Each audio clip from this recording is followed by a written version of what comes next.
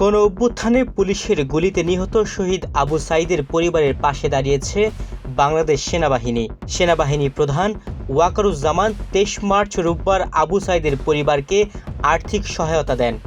২৪ March সোমবার বাংলাদেশ আর্মির Facebook পেজে এ তথ্য জানানো হয়।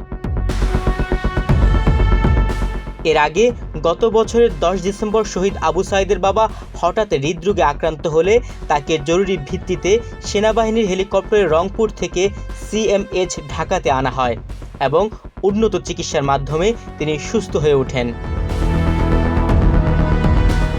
২৩ মার্চ রোববার ঢাকা সেনানিবাসস্থ সেনা লঞ্চে জুলাই গণ অভ্যুত্থানে আহত ছাত্রছাত্রীদের সম্মানে ইফতার ও নৈশভোজের আয়োজন করা হয়। অনুষ্ঠানে সেনাপ্রধান ওয়াকারুজ্জামান জুলাই গণ অভ্যুত্থানে আহত ছাত্রছাত্রীদের সঙ্গে কুশল বিনিময় করেন এবং তাদের খোঁজ খবর নেন।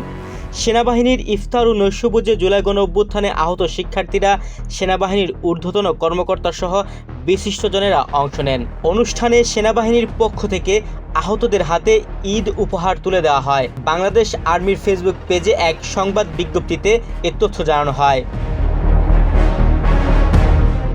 জুলাই গণ অভ্যুত্থানে আহত ৪,২১৫ জনকে এখন পর্যন্ত দেশের বিভিন্ন সম্মিলিত সামরিক হাসপাতালে চিকিৎসা সেবা প্রদান করা হয়েছে এবং এর মধ্যে ৯৮৯ জন আহতদের সফলভাবে অস্ত্রোপচার সম্পন্ন হয়েছে। বর্তমানে ৩৯ জন সিএমএইচ ঢাকাতে চিকিৎসাধীন রয়েছেন বলে জানানো হয় এই বিজ্ঞপ্তিতে।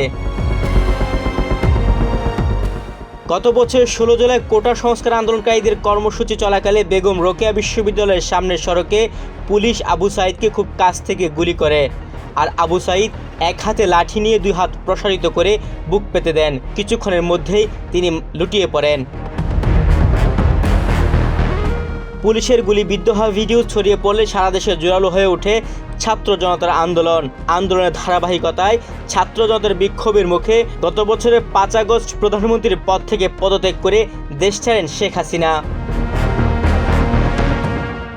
তুহিন ভুঁইয়া, বাংলাদেশ প্রতিদিন।